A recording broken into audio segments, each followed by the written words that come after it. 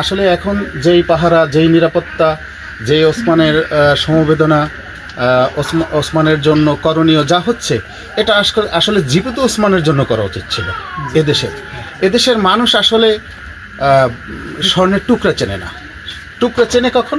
যখন সে থাকে না, চলে যায়। কিন্তু এটা না, জুলাই বিপ্লবের পরে এটা নূতন বাংলাদেশে ওসমানদের মতো মানুষদেরকে সর্বোচ্চ নিরাপত্তা দিয়ে বাংলার কল্যাণের জন্যই রাখা উচিত ছিল। আজকের বাংলার মানুষের কাছে দাবি, প্রশাসনের কাছে দাবি, ওকে বাংলাদেশের সর্বোচ্চ সম্মানে যেন ঘোষণা করা হয় এবং বাংলার শ্রেষ্ঠ বীর হিসাবে যেন আখ্যায়িত দেওয়া হয়।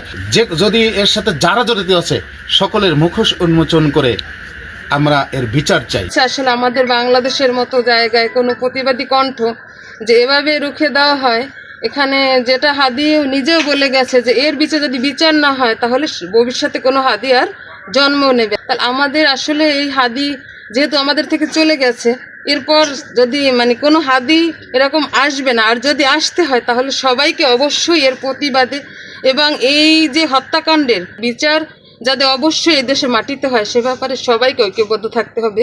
ওসমান ভাই আসলে যখনই দেশে আসতেন, সময় পেতেন, আমাদেরকে নিয়ে উপজেলার অডিটোরিয়ামে বসে অনেক কর্মশালা করতেন এবং ওসমান হাদি ভাই তার ইনকিলাব মঞ্চ এবং বাংলাদেশের প্রত্যেক অঞ্চলে আনাচে কানাচের পরিস্থিতি নিয়ে আমাদেরকে বিবরণ দিতেন এবং আমাদের সাথে সব বিষয় নিয়ে কথা বলতেন। আসলে যে কিভাবে দেশের উন্নয়ন করা যাবে, কিভাবে দেশকে অন্যান্য দেশের সাথে প্রতিযোগিতায় সম্মিলিত করা যাবে, সেই বিষয় নিয়ে আমাদেরকে বলতেন।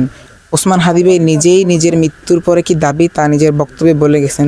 তিনি একটা বক্তব্যে বলছিলেন যে তিনি এর আগে কোনো প্রতিবাদ করবেন না যতক্ষণ না পর্যন্ত তার বুকে কিংবা মাথায় গুলি করা হয়। তিনি বলেছিলেন যে তাকে যারা মারবে তাদেরকে যেন বিচার করা হয়, তাদেরকে যেন গুলি করে তাকে যেন এনে বিচার করে। এবং তিনি বিভিন্ন পডকাস্টে বলেছিলেন যে তার একটি সন্তানকে যেন একটু দেখে রাখে সে মারা গেলে। আদি খুব ভালো একটা ছেলে ছিল, মেধাবী ছিল, আরও ছোটো থেকে অবধি আল্লাহ ছিল। নেসারাবাদ মাদ্রাসা লেখাপড়া করছে, এরপর বিশ্ববিদ্যালয় লেখাপড়া করছে। এই ইসলামের জন্য আজকে সে কথা বলতে যাইয়া, দুনিয়া খেরাতের জন্য কথা বলতে যাইয়া আর দুনিয়া থেকে বিদায় হইতে হইল। আর এই ছেলে হইলে আমাদের মাঝখানে বড় হয়েছে, আমাদের ছোট ভাই হিসাবেই আমাদের বাড়ি জায়গায়, আমরা বাসা এক জায়গায়। ওর বাবা ইমাম সাহেব ছিল, এর ফ্যামিলি সহ আল্লাহওয়ালা।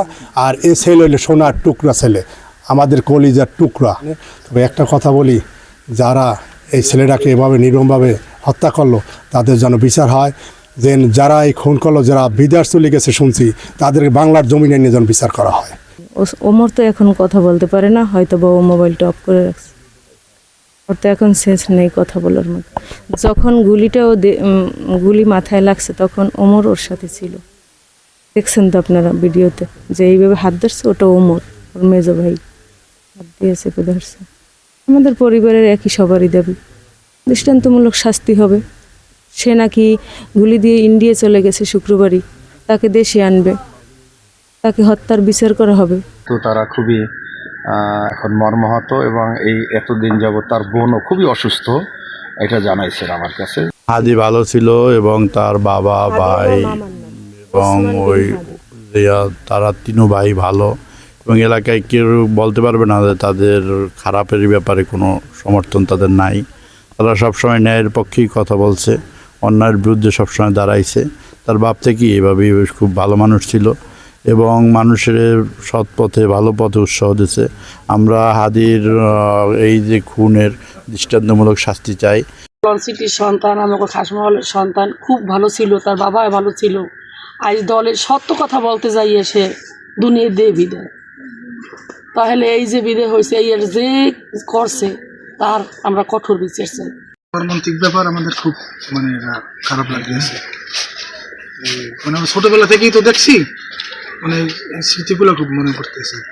আমাদের দাবি আর বুদ্ধিজীবী হিসাবে আর কি ওরে সর্বোচ্চ রাষ্ট্রীয় কায়দায় সম্মান দেওয়া। ও খুব ভালো এবং মেধাবী ছেলে। তারা 3 ভাই 3 বোন, খুবই ভালো এবং এলাকার লোকের সাথে খুবই ভালো সম্পর্ক। তারা ইসলামিক মাইন্ডেড ছিল এবং যারা নামাজ পড়তো না তাদেরকে বুঝিয়ে নামাজ পড়াই তাদের বাবা। এবং সে নসিরি সিনিয়র মাদ্রাসার ভাইস প্রিন্সিপাল ছিল, খুব ভালো লোক। এবং ওসমান হাদি যখন নেসারাবাদ পড়ালেখা করতো, কিন্তু যখন নওসিটি আসতো ছোট বড় সকলের সাথে সালাম দিয়ে কথা বলতো এবং সকল